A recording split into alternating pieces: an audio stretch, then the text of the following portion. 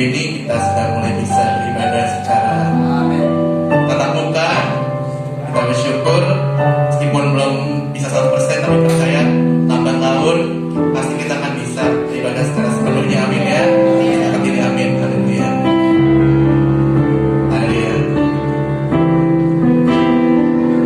Kita mau siapkan ibadah kita pada hari ini. Kita mau dengan syukur kepadanya.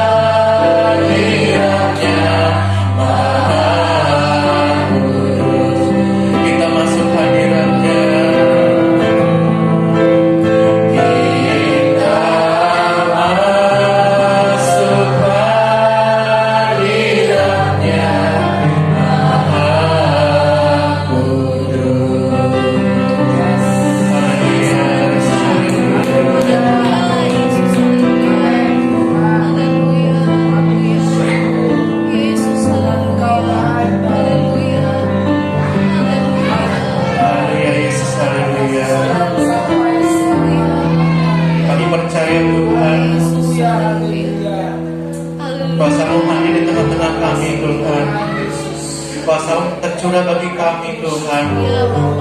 Dimanapun kami berada Tuhan, kami yang beribadah pada hari ini di gereja maupun yang beribadah secara online di rumah masing-masing, kami percaya Tuhan tidak ada satupun yang terlewati ya Tuhan, jemaat-Mu ya Tuhan. Kuasa Tuhan mengalir Tuhan bagi setiap kami ya Tuhan. Terima kasih Tuhan, terima kasih Yesus. Pada hari ini kami mengucapkan syukur kepadamu Tuhan, karena kasih setiamu Tuhan dalam kehidupan kami Tuhan. Kami bisa tetap ada Tuhan sampai hari ini Tuhan. Diberikan kesempatan untuk bisa memuji dan mempermuliakan nama-Mu ya Tuhan. Kami percaya Tuhan, dalam ibadah kami pada hari ini Tuhan, kami tidak sama seperti kami datang Tuhan. Kami diperbaharui Tuhan. Hidup kami diubahkan ya Tuhan, lewat firman-Mu ya Tuhan. Dan juga pada hari ini kami akan melakukan perjamuan Roh Kudus ya Tuhan. Berkati setiap kami Tuhan. Dan kami percaya Tuhan, ketika kami menyantap roti dan anggur yang melambangkan tubuh dan darah-Mu, kami percaya Tuhan, hidup kami dipulihkan ya Tuhan. Terima kasih Tuhan, terima kasih Yesus. Ini doa kami Tuhan. Di dalam nama Tuhan Yesus kami berucap syukur. Semua yang duduk kaki sama-sama katakan amin. Haleluya. Kita siap untuk puji nama Tuhan, amin ya. Haleluya. Kita mau bangkit berdiri. Kita mau dikasih satu pujian, masuk gerbang yang bersyukur. Kita mengatakan sebab Tuhan baik, anugerahnya kekal untuk selama-lamanya. Masuk gerbang yang bersyukur dengan penuh pujian, bersukacita di hatinya dan dikosongkan agung namanya. Pujian dipasangkan dalam musik dan tarian, semua makhluk di bumi disekat dengan seperti dan pujian. Satu Tuhan baik, satu Tuhan baik,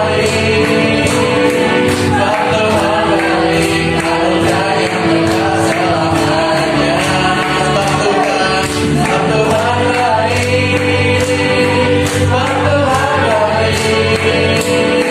satu Tuhan baik, anugerah yang kekal selamanya. Kita katakan sekali lagi, masuk gerbangnya, masuk gerbangnya bersyukur, amin.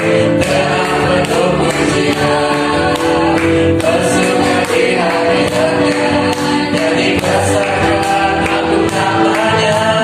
Pujian dipasangkan dalam musik dan tarian, semua makhluk di bumi disekat dengan seperti dan pujian. Sebab Tuhan baik, sebab Tuhan baik, sebab Tuhan baik, anugerah yang kekal selamanya.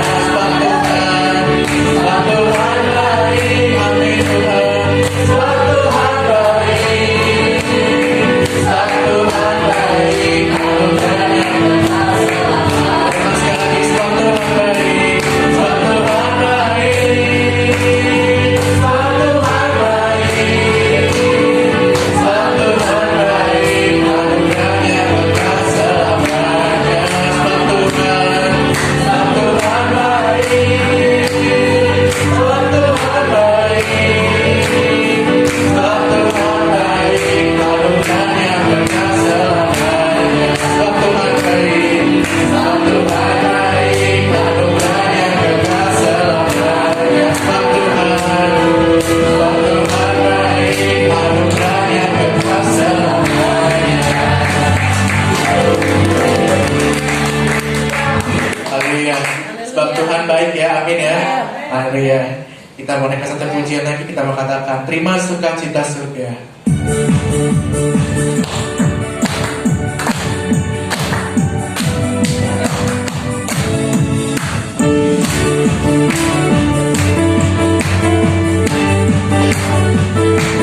Terima sukacita surga, selalu mendapat jiwa, dapat rasakan kasihnya di tengah badai yang bergelora. Terima sukacita surga,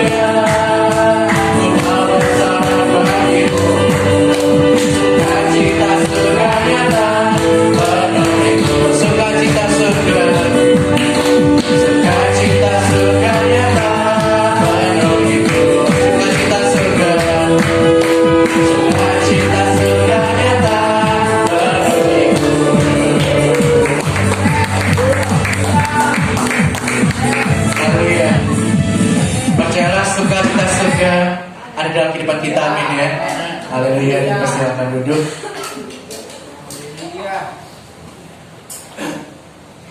Kita akan masuk ke dalam banyak firman Tuhan. Kita menaikkan satu pujian. Engkau terbaik bagi kami.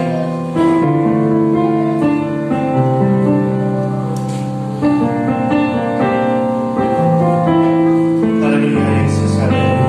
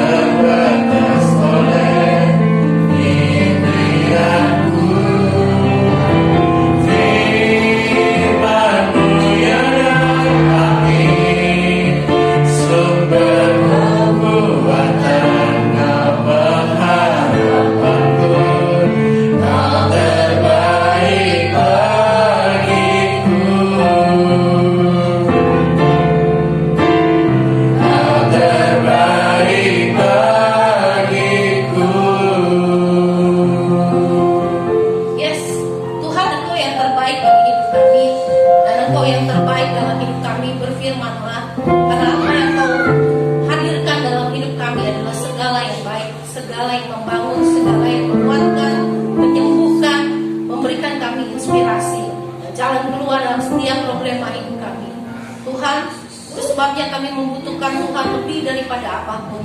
Kami butuh firman-Mu lebih daripada apapun. Berbicaralah kepada kami Tuhan. Urapilah hamba-Mu, urapi kami semua, supaya kami boleh pengertian yang daripada Tuhan dan memiliki tanah hati yang baik untuk menerima firman. Dan firman itu boleh mengerjakan karya keselamatan di dalam hidup kami. Seluruh waktu ini Tuhan buat engkau berbicara, beracara di tengah kami.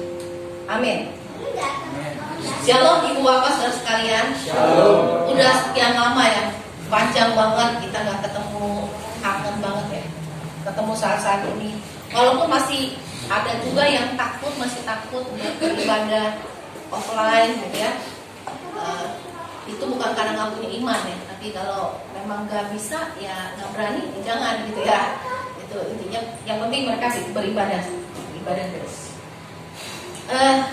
Pagi ini udah lama banget kita ngelakuin perjamuan suci, perjamuan kudus, tapi kita nggak saya belum lama sekali nggak nyampein firman Tuhan tentang perjamuan kudus ya, perjamuan kudus itu sendiri. Kenapa kita ngadain perjamuan kudus? Apa sih maksud Tuhan waktu Dia menyuruh murid-muridnya untuk makan roti dan anggur sebagai peringatan akan Dia? Ya, kita akan pelajari itu pada pagi hari ini. Saudaraku, kita buka 1 Korintus 11 ayat 17 dan seterusnya ya, ini satu perikop. Gak semuanya sih kita baca ya.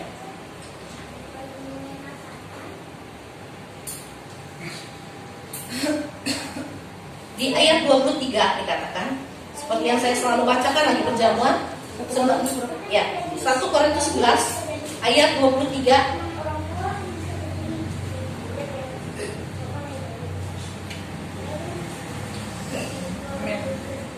Ya. Oke. Di ayat 23 dikatakan, sebab apa yang telah kuteruskan kepada kamu telah aku terima dari Tuhan, yaitu bahwa Tuhan Yesus pada malam waktu Ia diserahkan mengambil roti, dan sesudah itu Dia mengucap syukur atasnya, Dia memecah-mecahkannya dan berkata, inilah tubuhku yang diserahkan bagi kamu, perbuatlah ini menjadi peringatan akan aku.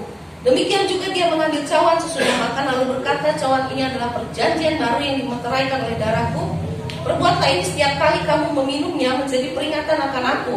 Sebab setiap kali kamu makan roti ini dan minum cawan ini, kamu memberitakan kematian Tuhan sampai Ia datang. Jadi barang siapa dengan cara yang tidak layak makan roti dan minum cawan Tuhan, ia berdosa terhadap tubuh dan darah Tuhan. Karena itu hendaklah tiap-tiap orang memuji dirinya sendiri, dan baru sesudah itu dia makan roti dan minum cawan itu. Karena barang siapa makan dan minum tanpa mengakui tubuh Tuhan, ia mendatangkan hukuman atas dirinya. Sebab itu banyak di antara kamu yang lemah dan sakit, dan tidak sedikit yang meninggal. Kalau kita memuji diri kita sendiri, hukuman tidak akan menimpa kita. Tetapi kalau kita tidak menerima hukuman dari Tuhan, kalau kita menerima hukuman dari Tuhan, kita dididik supaya kita tidak dihukum bersama-sama dengan dunia. Karena itu saudara-saudaraku, jika kamu berkumpul untuk makan, nantikanlah olehmu seorang akan yang lain. Kalau ada orang yang lapar, baiklah ia makan dahulu di rumahnya, supaya jangan kamu berkumpul untuk dihukum. Hal-hal yang lain akan kuatur kalau aku datang. Itu kata Paulus ya. Nah, Paulus ini sedang menyampaikan firman Tuhan kepada orang-orang di Korintus tentang perintah Tuhan untuk melakukan perjamuan kudus. Kalau perintahnya sendiri kita baca waktu Yesus bicara ya. Itu di kitab Lukas, saudara bisa baca. Tuhan memberikan perjamuan terakhir dan Dia suruh murid-muridnya melakukan itu sebagai peringatan akan Dia. Saudaraku, sebelum saya sampai kenapa kita harus melakukan itu semua, kalau orang dunia ini mengenang seorang pahlawan ya, atau siapalah tokohnya, biasanya mereka akan bikin patung, betul ya, atau kalau nggak monumen gitu ya, atau ini nama jalan dikasih namanya jadi nama jalan apa gitu ya. Tapi Yesus untuk mengenang dirinya, Dia nggak suruh orang bikin patung ya gitu ya. Bikinlah patung untuk mengenang akan aku, enggak, Tuhan enggak gitu. Tapi Dia kasih sesuatu yang punya makna teologis yang sangat dalam, punya makna rohani dan punya kuasa di dalamnya. Yaitu Dia menyuruh murid-muridnya bukan mengenang Dia sebagai personal tentang pelayanannya, apa yang bikin mujizat, enggak, itu yang dibicarakan sama Tuhan. Tapi murid-muridnya disuruh mengenang kematiannya, kebangkitannya, pengorbanannya, penderitaannya. Waktu Dia tanggung semua kutuk, semua sakit penyakit, maut di dalam tubuhnya di atas kayu salib. Hingga Dia bilang, makanlah roti ini, katanya ya. Itu lambang apa? Tubuh Tuhan yang terpecah-pecah. Dia bilang minumlah cawan ini. Itu gambarin apa? Darah Tuhan yang tercurah. Jadi dia bikin sebuah peringatan, bukan mengenal dia sebagai personal, ini fisiknya gitu ya. Kalau pahlawan itu kan seringkali dibikin patung, itu yang dikenal apa? Fisiknya, betul ya? Fisiknya, lahirianya. Tapi Tuhan itu suruh orang-orang mengenal apa yang dia lakukan. Yang terbesar, karya yang terbesar yang disuruh oleh Bapaknya untuk orang-orang di dunia. Itu untuk selalu diingat oleh murid-muridnya. Selalu dikenal oleh orang-orang yang percaya kepada dia. Itu bagaimana dia memecah-mecahkan, membagi hidupnya, mengorbankan dirinya, mati di atas kayu salib. Dia mencurahkan darahnya supaya setiap orang yang percaya kepadanya disucikan oleh dia, diampuni oleh dia, oleh kuasa darah Tuhan. Jadi yang Tuhan minta cuma ingatlah, peringatan akan apa? Akan kasih dan kebaikannya. Itu sebenarnya tujuan dari perjamuan kudus, nggak ada yang lain. Bahwa kita bisa menghargai bahwa juru selamat saya pernah mati loh di atas kayu salib, tubuhnya dicabik-cabik supaya apa? Oleh bilur-bilurnya saya disembuhkan. Dan dia mati loh di atas kayu salib buat ngapain? Menanggung seluruh kutuk dosa yang akibatnya mendatangkan kematian. Itu di dalam tubuhnya di atas kayu salib. Dia curahin darahnya loh di atas kayu salib buat apa? Menyucikan saya dari semua dosa saya.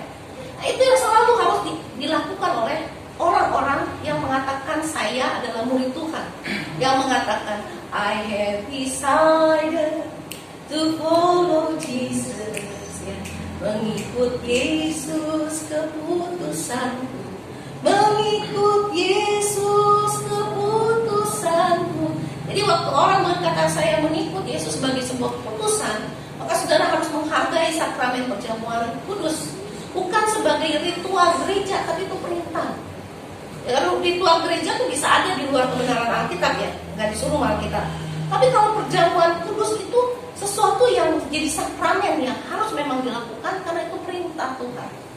Untuk ngapain? Untuk mengingat kasih dan pengorbanannya, sehingga dia mau mati di atas kayu salib, tubuhnya terpecah, darahnya tercurah. Itu harus selalu dilakukan oleh orang percaya. Jadi nggak boleh tidak. Itu adalah sebagai, kalau kayak orang tuh bilang itu sebagai identitas. Betul gak sih? Identitas orang percaya apa salah satunya? Melakukan perjamuan kudus. Kenapa? Karena saya percaya Yesus telah mati buat saya. Betul ya? Darahnya tercurah buat saya. Betul ya? Tubuh-tubuhnya tercabik buat saya. Itu. Jadi kita lakukan perjamuan kudus sebagai pernyataan iman kita secara pribadi kepada Tuhan. Dan itu menolong kita selalu ingat identitas kita sebenarnya. Betul nggak? Waktu kita melakukan perjamuan kudus tuh kita selalu ingat identitas kita. Kita itu siapa? Kita itu pengikut Yesus. Kedua, kita tahu banget bahwa ya memang benar saya memperingati ini karena juru selamat saya telah menebus saya. Itu makanya kita ngadain sakramen perjamuan kudus. Jadi ini bukan ritual gereja, ini bukan ritual, tapi itu sebuah peringatan yang harus selalu ada. Apapun saudara yang penting itu perlu diulang. Betul nggak? Ya, supaya dia nggak kehilangan nilainya. Kalau kita nggak biasain, lama-lama kita nggak menghargai lagi korban Yesus di atas kayu salib. Itu cuma peristiwa masa lampau nanti kita pikir. Padahal itu mengandung makna kekekalan. Ya. Kalau orang mati dulu, ya udah itu dia dulu pernah hidup terus dia mati. Tapi kalau Kristus bukan begitu. Kita mengenang dia bukan karena sekedar dia mati terus nggak bangkit lagi, enggak. Yesus pernah mati benar. Buat apa? Buat saya dan saudara. Terus ngapain dia sekarang? Ya sekarang ada di surga. Jadi berkesinambungan. Kalau orang yang mati, ya udah mati. Dia tinggal nunggu penghakiman nanti. Terima apa enggak? Ya kan? Betul ya? Tapi kalau Yesus enggak. Kenapa kita harus peringati? Karena maknanya itu kekekalan. Kenapa kekekalan? Karena waktu dia mati di atas kayu salib nggak berhenti sampai situ. Dia bangkit. Dia ngapain? Dia ngalahin maut. Mengalahkan maut. Lalu dia naik ke surga. Dia ngapain di surga sekarang? Dia sedang berdoa syafaat buat kita. Dia sedang menyediakan tempat bagi kita. Kapan lagi? Dia nanti akan datang lagi. Jadi apa? Jadi hakim.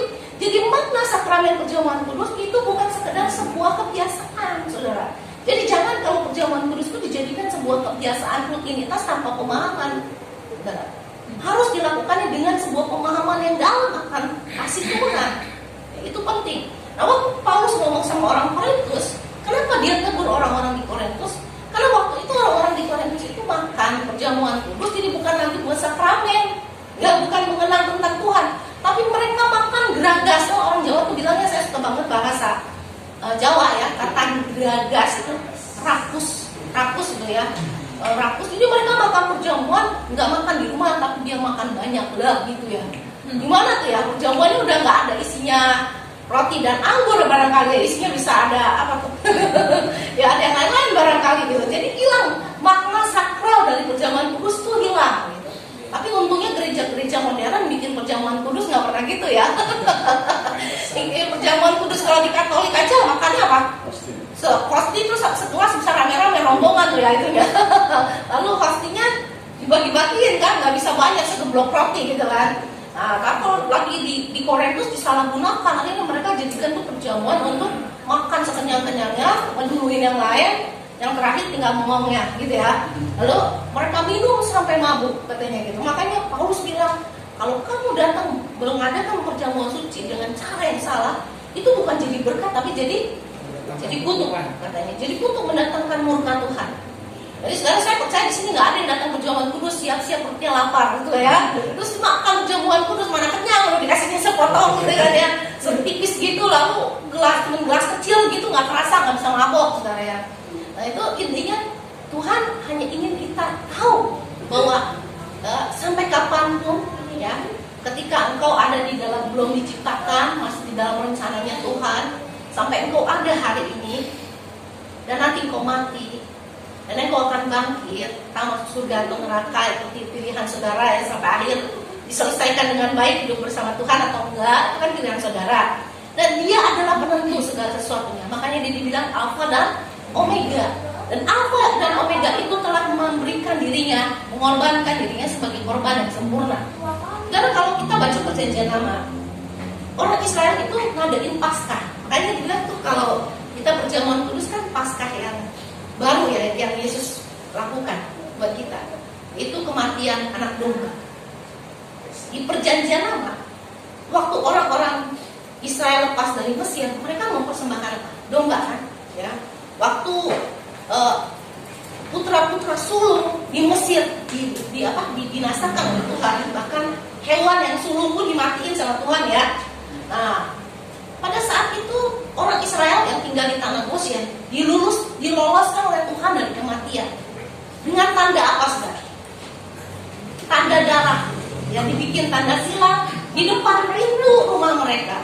Jadi kalau ada tanda darah itu di depan pintu rumah mereka, sesuatu ya, di depan pintu rumah mereka, maka yang terjadi apa?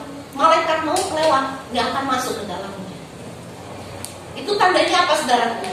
Kalau kita sekarang kita ikut Yesus, Yesus itu adalah tanda darah yang ada di dalam hidup kita. Betul saudara? Ya.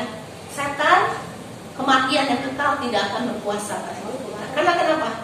Karena hidup kita telah dijamin oleh Sang Pemilik kehidupan, yaitu Tuhan Yesus. Nah terus yang berikutnya dibilang domba kan? Nah, saya tanya, di sini ada pernah dengar nggak waktu orang-orang Muslim saudara sepupu kita ini ngorbanin kambing, udah dikorbanin kambingnya hidup lagi ada, udah disembelih, ini hidup ya, gitu ya, betul ya. Dan itu harus dilakukan berulang-ulang, makanya ada hari raya korban kan, betul ya. Dan itu selalu dilakukan setiap tahun kan. Dan dombanya nggak sama kan, nggak lain kan, kambingnya lain, sapinya lain. Nah intinya apa? Yesus sudah mengatakan yang dulu itu lambang. Kalau kita dari perjanjian baru, jangan jadikan Islam sebagai fondasi ya sayangnya, saudaraku ya, jangan jadikan itu. Tapi maksud saya mereka juga niru dari orang Yahudi, karena Yahudi lebih dahulu. Orang Yahudi melakukan korban itu sebagai peringatan, gitu ya. Mereka mempersembahkan korban Paskah. Tapi korban Paskah mereka tuh domba yang mati dan harus setiap tahun dikorbankan, dikorbankan. Tetapi ketika Yesus datang, dia menjadi korban yang satu-satunya. Makanya dibilang di kitab Wahyu dia adalah anak domba Allah. Ya, yang berhak membuka gulungan kitab kehidupan nanti, saudaraku. Halo, yang menentukan loh. Kamu masuk hai hambaku yang setia, terus Tuhan bilang, ya tahu, gue gak kenal lu. Dia yang ngomong, saudara ya, bukan siapa. Jadi intinya dia penentu semuanya. Korban yang dulu gak sempurna, tapi dia sempurnakan, dia menjadi anak domba yang disembelih Bukan berulang kali, tapi sekali untuk selama-lamanya. Ya, makanya dibilang kita disuruh memperingati perjamuan kudus karena dia korban yang sekali, sempurna, dan selama-lamanya. Gitu. Intinya, saudaraku, kalau engkau lakukan perjamuan kudus karena sebuah pemahaman, kesungguhan hati, bersyukur buat kasih dan pengorbanan Kristus, maka kuasa dari perjamuan itu akan terjadi dalam hidup kita. Amin, saudara. Yang sakit disembuhkan, nggak kita berdoa pun Tuhan lakukan. Kenapa? Kita ingat Yesusku telah tanggung sakitku di atas kayu salib. Wah, sudah ingat kan? Gitu kan? Terima kasih Tuhan. Yesusku telah menebus aku dari kutuk dosa dan maut. Terima kasih Tuhan. Dan saat iman kita terangkat, Tuhan melakukan bagian yang bagian kita. Betul ya saudara ya? Nah, saya bilang lagi, korban yang dulu saudara ya, itu dilakukan oleh imam. Betul ya? Imam-imam itu disuruh dari perjanjian lama, imam besar atau imam-imam yang akan memberikan korban persembahan buat umat Israel. Lalu mereka juga bukan imam yang sempurna. Kenapa bukan imam yang sempurna? Karena mereka sendiri harus mempersembahkan korban bagi dosa mereka sendiri di hadapan Tuhan. Nah, saudara mau tahu lagi imam besar? Imam besar tuh masuk ke ruang Maha Kudus, itu nggak boleh sembarangan masuk ke ruang Maha Kudus. Kalau Tuhan nggak anggap layak, mati dia di ruang Maha Kudus. Makanya imam besar tuh harus pakai kelenengan di kakinya. Jadi kalau kelenengan itu lama nggak bunyi-bunyi, ya, game over dia di dalam begitu. Ya, tandanya apa? Nggak kudus, nggak berkenan, mati. Makanya pakai kelenengan, selalu pakai kelenengan. Itu tanda kekudusan Tuhan turun di situ. Nah, waktu Yesus mati, ya, dia tuh bukan hanya domba, tapi dia imam. Makanya dibilang dia menjadi perantara antara kita dengan Bapa di surga, saudara. Dulu waktu manusia jatuh dalam dosa, kita masih belum percaya kepada Kristus. Hubungan kita dengan Bapa di surga tuh nggak bisa, saudara. Nggak ada jembatan buat berhubungan dengan Dia. Karena kita orang berdosa dan Dia kudus, kita tidak layak. Tetapi waktu Tuhan Yesus mati di atas kayu salib, Dialah menjadi jalan keselamatan. Tuhan bilang makanya, aku adalah jalan, kebenaran, dan hidup. Tidak ada seorang pun sampai kepada Bapa kalau tidak melalui aku. Jadi Tuhan jadi juru selamat, jadi jembatan, jadi jalan bagi kita untuk berhubungan dengan Bapa di surga. Dan dia imam besar yang tidak berdosa dan gak perlu kasih korban buat dirinya sendiri. Dia yang jadi korbannya. Gak siap ya? Amin ya, saudara. Nah, yang berikutnya, waktu lagi perjanjian lama, itu di ruang Maha Kudus itu ada tirai besar yang menunjukkan tebal, sangat tebal. Itu yang melambungkan hubungan manusia dengan Tuhan itu tidak harmonis. Karena bukan karena Tuhan yang tidak mesra dengan kita, tapi kita yang selalu berkhianat dengan Dia. Betul ya? Jadi kita nggak bisa, semua orang nggak bisa datang sendiri. Udah gitu harus jadi perantaranya tuh seorang imam besar juga yang punya dosa, gitu ya. Yang punya dosa, punya cacat, yang bisa mati juga di rumah Maha Kudus dan nggak bisa mati lagi, gitu karena nggak layak. Tetapi Tuhan Yesus, ketika Dia mati di atas kayu salib, saudaraku, ya Tuhan bilang, waktu Dia berseru, Eli, Eli, lama sabachthani, itu Dia bilang, Bapa, serahkan nyawaku. Tiba-tiba apa? Langit gelap katanya, terus guncang ya, gempa bumi terjadi. Lalu yang paling ajaib, yang amazing adalah apa? Tirai yang tebal itu, katanya itu kainnya tuh tebal banget tuh, berlapis-lapis loh saudara katanya.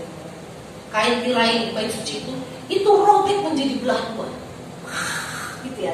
Bukan robek ini, kalau belah, keras gitu ya. Jadi intinya apa?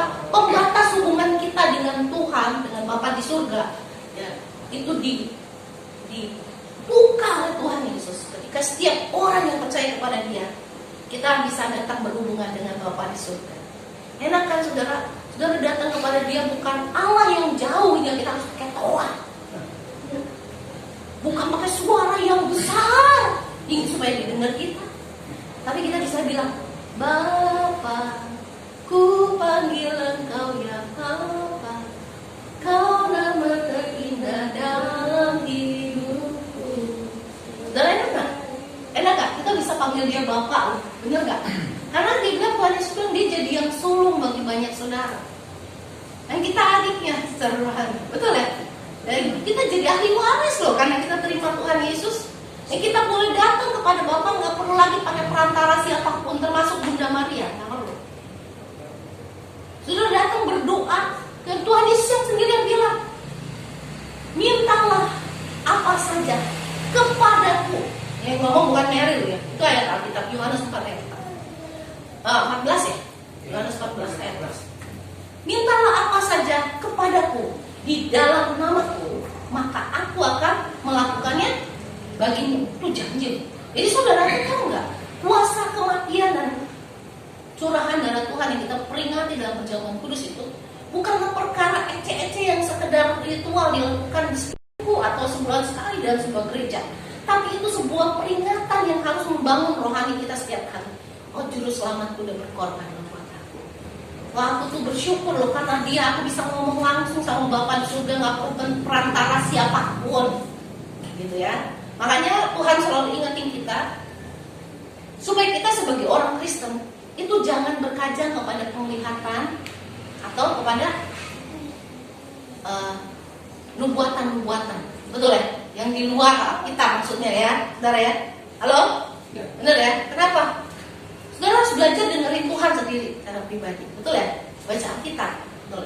Ada orang sibuk dengerin apa ya pendapat hamba Tuhan. Ada lagi yang jadi lama-lama pendeta tapi rasa dukun, saya lihat sih. Dia sampai bilang gini, kalau mimpinya gini artinya gini, kalau mimpinya gini artinya gini. Dukun apa tuh? Tidak pendeta yang ngeramalin gitu, saudara ya. Karena kalau mimpi dan pesan dari Tuhan harusnya Tuhan kasih tahu kesimpulannya. Jadi jangan dia udah bacain dulu kayak itu, jadi kayak kakek saya gitu. Ya, kakek saya dulu seorang yang punya ilmu tinggi ya. Itu punya buku terus tebal gini, saudara, catatan segini loh tebalnya. Itu isinya tentang mimpi, gila kan? Mimpi gini artinya gini, mimpi ini kalau pasang kode buntut sukses kayak gitu ya. Itu sampai saya bilang mama buang, itu buku nggak ada guna, bilang gitu ya. Jadi hidup dalam mimpi nggak jelas.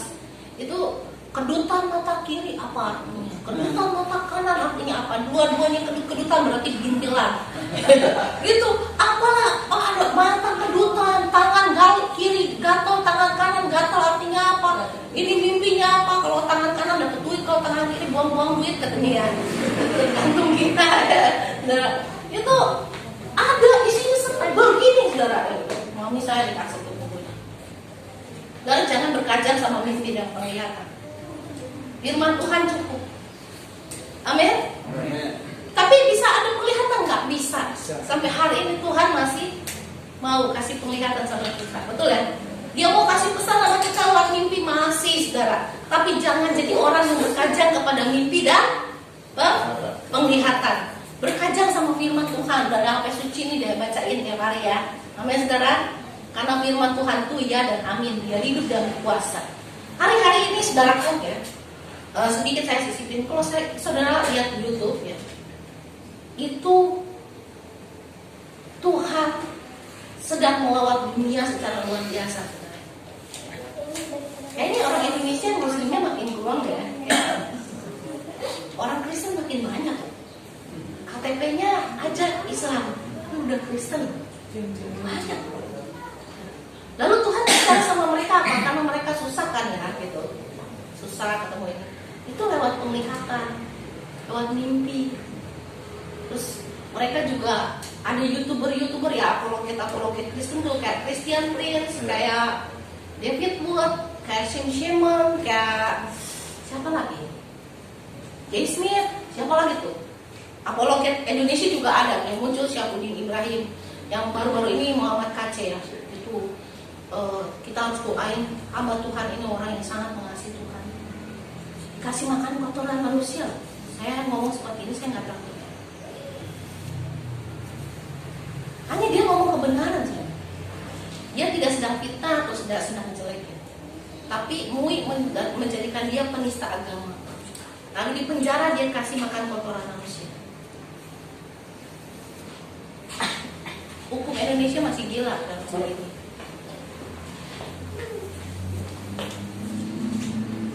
Kita harus berdoa buat orang yang seperti itu. Pikul salib karena ikut Yesus ya. Dia sempat katanya, Pak kamu ngomong jangan terlalu berani. Istrinya udah pernah bilang gitu. Tapi dia bilang apa? Aku udah tua, bentar lagi juga mati. Jadi nggak apa-apa aku bicara apa adanya. Jadi berani, memang dia berani. Ya. Dan kita berdoa supaya Tuhan selesaikan dan Tuhan jadikan dia alat yang mulia di dalam tangannya. Sementara Pak Muhammad Kaca itu dia punya penyakit diabetes dan dia pernah kecelakaan, jadi kakinya agak pincang. Tapi dia punya iman yang luar biasa dengan Tuhan. Saudara doakan. Kalau dia pikul salib tuh ya, dia memaknai perjamuan kudus dengan sangat baik dalam hidupnya. Dia bilang hidup bagiku adalah Kristus. Saudara, kita harus hidup bagiku adalah Kristus. Dia tahu Kristus sudah berkorban buat hidupnya dan dia berpikir kalau gua gini juga ya mati juga pada akhirnya kan. Dengan caranya apapun pasti mati hidup orang tuh ya. Dan dia lakukan itu buat Tuhan. Sebelumnya saya begini Ibrahim juga gitu ya, tapi dia juga berani kan. Intinya saudara berdoa karena Injil kerajaan sedang diberitakan di seluruh dunia supaya digenapilah apa yang Tuhan Yesus bilang. Sampai seluruh kabar baik ini sampai ke seluruh dunia katanya, dan dia apa? Jesus is coming. Ya, gitu ya. Lalu tahun yang lalu rabi Yahudi, bahkan orang-orang Muslim yang baca itu mereka bilang Imam Mahdi, kalau orang Muslim itu akan datang kembali. Lalu orang Yahudi bilang apa? Rabi-rabi Yahudi, Messiah itu juru selamat itu akan datang segera. Dan memang Alkitab mengatakan Jesus is coming soon. Yesus akan segera datang. Dari dulu Bu Mary sering dengar kita ya, dari saya kecil loh sekolah minggu, Yesus akan datang kembali adik-adik ya. Dulu sih, tapi makin kesini saya merasakan kepastian itu. Saya adalah generasi yang paling beruntung sebenarnya. Kalau kita ngikutin berita, kita hidup dari 3 zaman berbeda. Dan kita lihat apa yang Tuhan katakan itu digenapi secara luar biasa. Itu dia saya. Ya, kalau yang suka nyimak berita, tahu ngikutin dunia ini, kita adalah generasi yang ngalamin 3 masa yang berbeda. Dan kita lihat bagaimana di dalam 3 masa itu kita lihat penggenapan yang luar biasa dari firman Tuhan. Haleluya. Dikit lagi saudara, dikit lagi waktunya Yesus akan datang. Segeralah Tuhan, kalau enggak ada yang bisa tahan. Segeralah Tuhan. Kalau saya berdoa selalu bilang ini, segeralah. Kalau Tuhan tidak datang, nggak ada yang tahan. Kejutan sedang terjadi di seluruh dunia, bukan hanya jiwa-jiwa yang datang sama Tuhan. Kejutan alamnya juga penuh kejutan. Betul ya? Iya kan? Alamnya penuh kejutan. Semesta penuh dengan kejutan hari-hari. Dan orang Alkitab sendiri yang bilang kekejutan pada waktu itu akan terjadi. Dan orang akan berseru-seru minta supaya gunung menimpa dirinya. Kesusahan yang makin besar. Terus kalau dengerin khotbah saya ini, saudara jangan pesimis ya. Halo, berhenti kerja aja. Atau gue gak punya mimpi gitu ya. Enggak, jangan. Bermimpilah untuk masa depan hidupmu. Bekerjalah sebaik mungkin, karena pada waktu Yesus datang gak ada seorang pun yang tahu kapan ya, saudara ya. Jangan terjebak sama khotbah di gereja terus dibikin, oh ya karena Tuhan Yesus mau datang ya udah leha-leha gitu ya. Perkara rohani aja doa dan puasa terus ya ngapa-ngapain. Enggak, saudara. Bekerjalah. Yang bekerja dengan sungguh-sungguh. Yang punya usaha berusahalah. Yang punya visi ke depan mau ngapain, kembangkan visi saudara. Tapi minta libatkan Tuhan supaya waktu saudara Tuhanku datang itu saudara, Tuhan saudara datang yang kedua kali, saudara jadi bagian orang yang lagi ngantor yang diangkat sama Tuhan. Amin. Amin. Iya dong. Kalau saudara petani lagi di ladang, saudara orang yang diangkat atau ditinggalin? Nah, kalau saudara antar keturunannya ada yang jadi pilot, lagi bawa pesawat, saudara jadi orang yang bawa pesawat terus, yang lain diangkat penumpangnya, atau saudara jadi pilot yang diangkat Tuhan? Indah jadi yang diangkat Tuhan ya, satu pesawat diangkat Tuhan. Intinya minta sama Tuhan, lagi ngapain pun kondisi hidup saudara, kita ada dalam posisi siap sedia di hadapan Tuhan. Jadi memaknai iman itu adalah bahwa segala sesuatu yang saudara jalani selama ini dengan Tuhan bertahun-tahun, jangan dijadikan sebuah ritual. Betul ya? Jangan dijadikan sebuah kebiasaan atau tradisi yang harus dilakukan. Tapi jadikan itu sebagai batu ingatan bagi hidup kita. Makanya dibilang peringatan untuk mengingat. Kenapa ingat-ingatan loh? Kalau orang Batak itu bilang ingot-ingotan ya kan ya. Ingot-ingotan, ingat-ingatan itu penting. Gitu. Orang Batak itu mirip orang Yahudi, punya ritual-ritual, ingat-ingatin kita gitu. Betul ya? Punya makna-maknanya gitu di apa yang mereka lakukan. Jadi waktu saudara ngelakuin perjamuan kudus ini, saudara cuma selalu harus ingat gitu. Juru selamatmu mati supaya kamu nggak sia-siain itu, betul nggak? Supaya nggak semudah itu saudara ninggalin Tuhan. Untuk siapapun itu, untuk apapun itu. Karena apa? Saudara tahu pasti bahwa dia mati, saudara. Dan satu kali dia akan datang sebagai hakim untuk menghakimi dunia ini. Amin. Amin. Ya ingatlah, saudara. Jadi jangan lakukan semua ibadah saudara, termasuk perjamuan kudus ini, sebagai sebuah ritual, tetapi sebagai indikasi kita kepada Tuhan. Amin. Ya, amin. Haleluya. Karena saya percaya satu hal yang dikatakan oleh Paulus, bahwa nggak ada seorang pun dari kita lagi perjamuan kudus itu karena rakus ya makan, karena dijatah memang di depan gereja hostinya sedikit, gedenya sedikit. Nggak ada. Tetapi ada yang paling penting, itu periksa hati kita. Betul saudara ya? Kalau kita dalam keadaan kita merasa berdosa, minta Tuhan sucikan kita, layakan kita. Dan kedua, terima dengan iman bahwa dia mati buat saudara, dia berkorban buat saudara, maka puasa perjamuan kudus itu akan terjadi. Bahkan dikatakan yang sakit akan disembuhkan, yang lemah akan dikuatkan. Dan itu janji Tuhan. Mari saudara kita bangkit berdiri. Saudara, perjamuan kudus ini dipakai untuk mengingat akan Tuhan. Dan perjamuan kudus ini juga untuk membuat kita selalu memuji dan menyembah Tuhan, menghargai bahwa Dia telah mati bagi kita. Dan perjamuan kudus ini juga mengajari kita tentang artinya berbagi.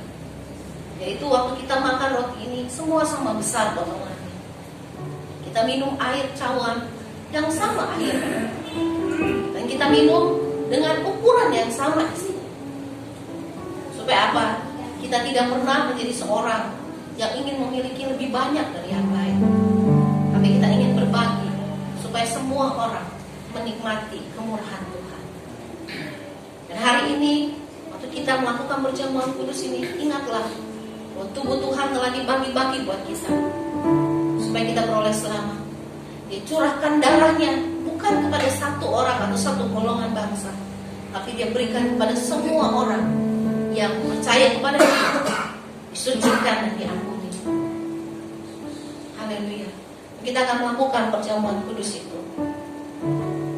Saya minta Pak Bangun untuk maju ke depan. Haleluya.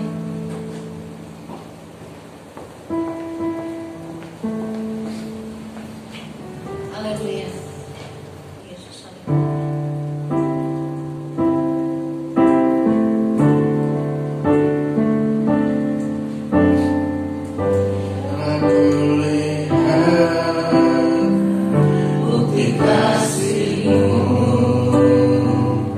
Kau menderita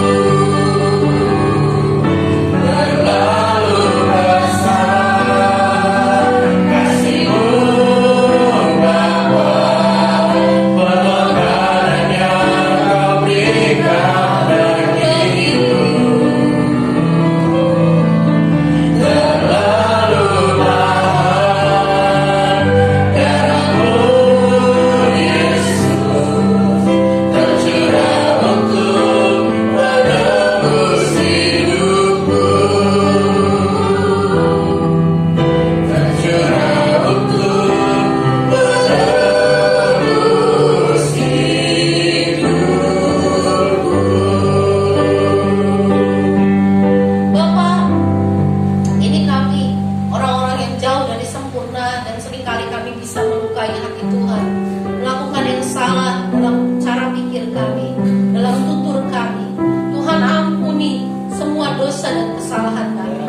Tuhan layakan kami waktu kami mengambil sakramen perjamuan kudus ini.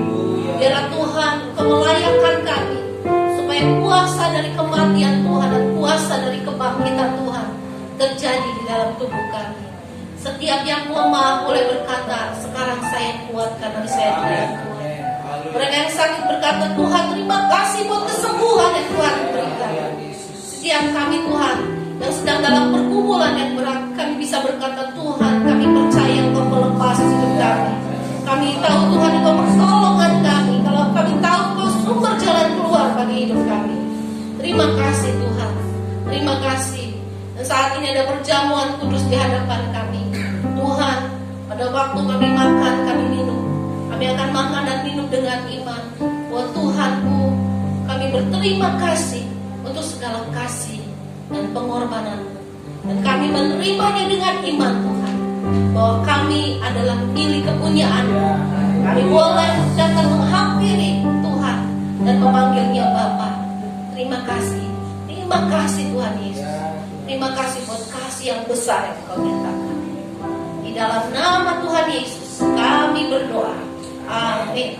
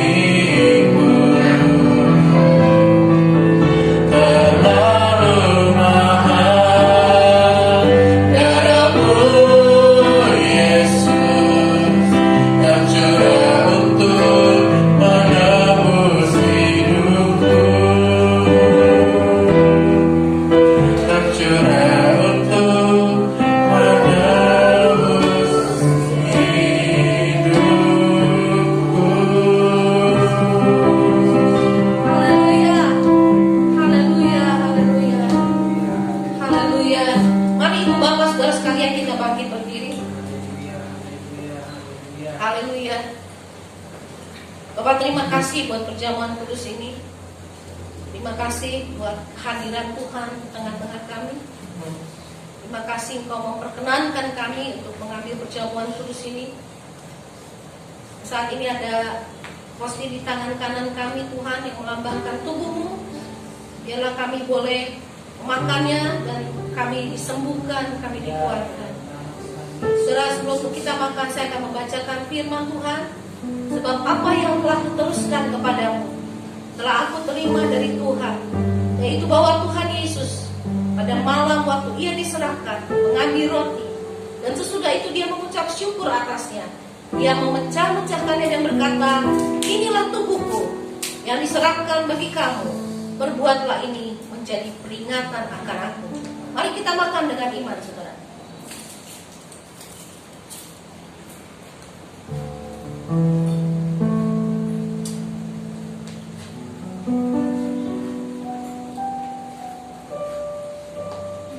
Sekarang ambillah anggur di tangan kanan saudara, angkat kepada Tuhan.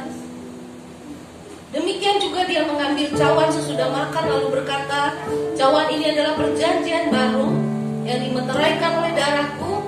Perbuatlah ini setiap kali kamu meminumnya, menjadi peringatan akan aku. Sebab setiap kali kamu makan roti ini dan minum cawan ini, kamu memberitakan Tuhan sampai dia datang. Mari kita minum dengan iman.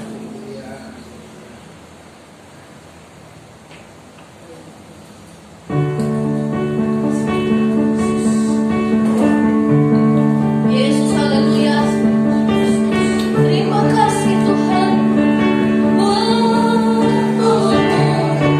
Yang terpecah buat kami, yang menyembuhkan kami, yang memberi kami kemenangan.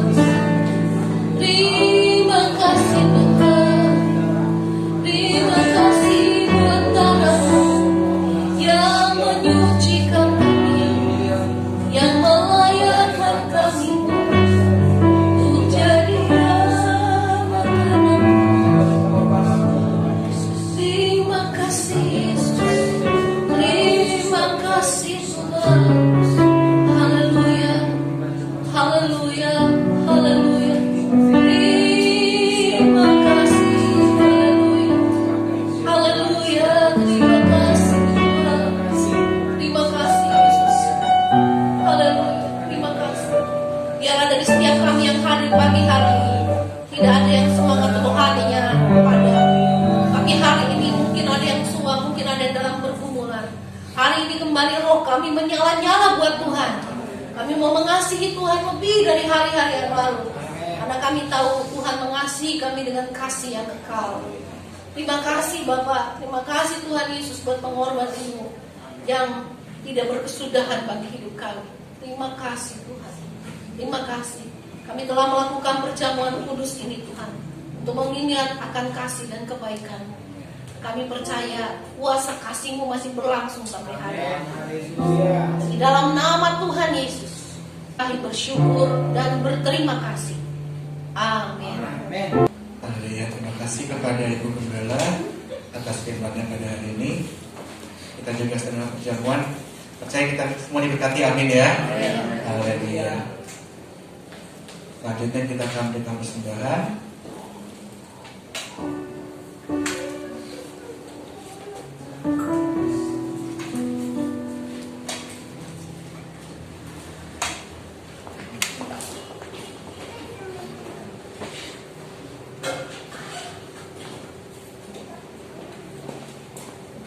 Mari kita bersatu di dalam doa.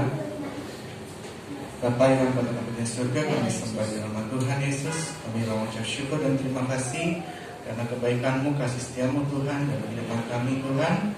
Kami terima kasih bahwa kami punya anak seperti Engkau ya Tuhan. Terima kasih Tuhan pada hari ini Tuhan. Kami sudah menaikkan puji-pujian bagi-Mu Tuhan, menaikkan ucapan syukur bagi-Mu Tuhan. Dan kami juga sudah mendengar firman-Mu Tuhan, bisa kenal tandanya. Biarlah firman-Mu ini terus bertumbuh Tuhan di dalam hati kami Tuhan, berakar dan menghasilkan buah bagi kami Tuhan. Hidup kami diubahkan, hidup kami diperbaharui oleh firman-Mu ya Tuhan. Kami juga berdoa pada hari ini, kami sudah menerima perjamuan-Mu Tuhan. Kami percaya Tuhan bahwa hidup kami diubahkan, hidup kami diperbaharui kembali ya Tuhan. Terima kasih Tuhan. Serta kami yang kami berikan persembahan kami pada hari ini Tuhan. Berkati setiap persembahan yang kami berikan Tuhan. Biarlah Kau berkati persembahan ini 30, 60, bahkan sampai 100 kali lipat. Dan kami percaya Tuhan, biarlah persembahan-Mu pada hari ini Tuhan dapat dipakai untuk keperluan-Mu di tempat ini ya Tuhan. Terima kasih Tuhan, terima kasih Yesus menyembuh kami Tuhan. Dalam nama Tuhan Yesus mengucap syukur, amin. Amin. Kita berikan satu pujian, sungguh bangga Bapa. Sungguh bangga Bapa, punya Allah seperti Engkau. Sungguh bangga Yesus atas segala pengorbanan-Mu. Tak ingin aku hidup lepas dari kasih-Mu. Kasih-Mu menyelamatkan,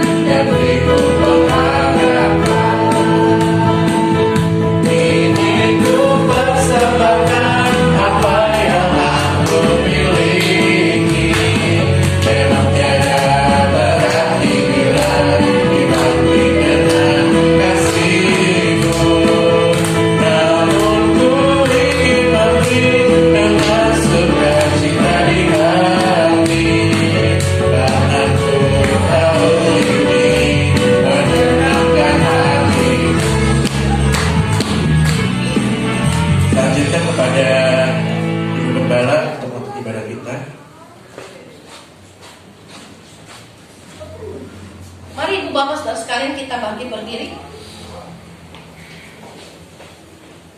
Sebelum saya menyampaikan doa berkat, mari kita berdoa siapa untuk beberapa hal. Tuhan, kami datang kepada Allah yang baik, yang telah menebus kami dan telah mati bagi kami, yang telah menjadi perantara bagi kami untuk bisa berhubungan dengan Bapa di surga, dan Engkau yang menjamin seluruh kehidupan kekal kami. Terima kasih Tuhan. Saat ini kami berdoa buat bangsa dan negara kami yang kami cintai, Indonesia. Tuhan memberkati Indonesia, memberikan kepada Pak Jokowi dan kabinetnya hikmat dan akal budi untuk memimpin bangsa ini. Tuhan, Kau menjauhkan negeri ini dari niat jahat orang-orang yang ingin mengambil alih pemerintahannya. Tuhan, tutup bungkus Pak Jokowi dengan seluruh kabinetnya dengan kehadiran Tuhan. Dan Tuhan yang akan menuntun dia sampai pada akhirnya mengakhiri pemimpinannya dengan baik. Kami berdoa buat pemilu 2024. Kami tidak tahu siapa yang akan jadi pemimpin, tetapi kami berdoa kepada Engkau Allah yang hidup, yang mengetahui hati manusia. Sebagaimana Engkau memilih Daud, bukan apa yang bisa dilihat oleh seorang Samuel, tapi Tuhan melihat hati. Dan hari ini Allah yang melihat hati manusia. Tuhan, Engkau memilih dari anak-anak Indonesia yang ada, yang punya potensi besar menjadi seorang pemimpin. Dan biarlah kiranya Tuhan menetapkan dia, dan Engkau menaruh di dalam hatinya roh yang takut akan Tuhan. Sehingga waktu dia memimpin, Tuhan, segala kebijaksanaan bukan didasarkan basic agama yang salah, tetapi dia didasarkan atas takut akan Tuhan. Bapak, bekerjalah di tengah bangsa kami. Setiap tangan, setiap niat jahat, setiap siasat, setiap properti apapun yang dikumpulkan oleh orang-orang untuk membangun satu kekuatan untuk menghancurkan negeri ini, untuk menjadikan Indonesia menjadi agama tertentu, kami berdoa di dalam nama Tuhan Yesus, segala niat jahat itu dihancurkan, dipatahkan, logistiknya dihancurkan oleh Tuhan. Bapak, kami berdoa buat setiap provinsi dan negeri ini, biarlah setiap suku dan bahasa yang ada di dalamnya boleh datang kepada Tuhan, menyembah Engkau dan percaya kepada nama-Mu. Engkau menemui mereka ketika mereka ibadah, ketika mereka ada di rumah-rumah ibadah mereka, ketika mereka ada di manapun. Tuhan, berbicaralah supaya mereka tahu bahwa Engkau Allah yang hidup. Bapak, kami berdoa buat hamba-hamba Tuhan, buat anak-anak Tuhan di seluruh pelosok Indonesia. Berikan kepada kami hati yang takut akan Tuhan. Berikan hidup kami menjadi hidup yang menerangi Indonesia bagi kemuliaan nama-Mu. Berikan anak-anak Indonesia ini Tuhan, terutama anak-anak-Mu, hikmat yang lebih daripada yang lain, supaya kami boleh menjadi berkat bagi bangsa ini. Bapak, kami menyerahkan Indonesia ke dalam tangan-Mu, memberkati tanahnya, memberkati langitnya, memberkati lautnya, dan apa yang dihasilkan darinya, segala yang baik. Bapak, kami berdoa kiranya tangan Tuhan yang penuh dengan kemurahan memberkati Indonesia. Kami berdoa buat bangsa-bangsa di dunia, biar Injil Kerajaan Tuhan boleh diberitakan di tempat-tempat yang paling sulit sekalipun Tuhan. Dan biarlah di sana ketika orang Kristen hanya ada 1% di negara-negara tertentu, Tuhan, di sana Injil Kerajaan akan berkuasa dan banyak orang menjadi percaya kepada nama-Mu. Tuhan, tunjukkan kemuliaan-Mu Tuhan, supaya jangan banyak orang yang binasa, tetapi banyak orang yang boleh diselamatkan karena nama-Mu yang kudus. Tuhan Yesus, kami serahkan sekali lagi situasi negeri Indonesia kami kembali kepada tanah air kami. Tuhan, kami berterima kasih COVID-19 makin mereda. Kami berdoa tidak ada lagi gelombang ketiga atau gelombang-gelombang selanjutnya dari sebuah wabah yang bisa mengganggu perekonomian negeri ini. Udah banyak anak-anak Tuhan juga yang mengalami dampak dari kesulitan yang diakibatkan oleh pandemi ini. Tuhan, kiranya kemenangan, kebangkitan boleh terjadi dalam setiap ekonomi dari keluarga dan jemaat-Mu. Dan Bapak, boleh ada jalan keluar bagi setiap masalah yang mereka hadapi. Bapak di surga, ini doa dan permohonan kami Tuhan. Berkat yang terbaik turun di atas setiap sidang jemaat. Kesembuhan bagi mereka yang sakit. Tuhan, kekuatan bagi mereka yang lemah. Hikmat bagi mereka yang merasa kekurangan hikmat. Tuhan Yesus, inilah doa kami bagi kemuliaan nama-Mu. Berkati gereja ini, berkati apa yang kami sedang bergumulkan, supaya sungguh-sungguh Tuhan, kami boleh memiliki tempat tersendiri Tuhan buat ibadah kami. Kami tidak tahu ke depan, tapi kami tahu Tuhan yang pegang hari esok hari. Terima kasih Yesus, haleluya. Sedang jemaat, angkat tangan saudara kepada Tuhan. Kekasih-kekasih Tuhan, pulanglah dengan damai sejahtera. Terimalah berkat dari Allah Bapa, kasih sayang dari Tuhan Yesus Kristus, pimpinan dan penyertaan dari Roh Kudus menuntun langkah kita sampai Maranatha, Yesus kembali. Amin. Amin.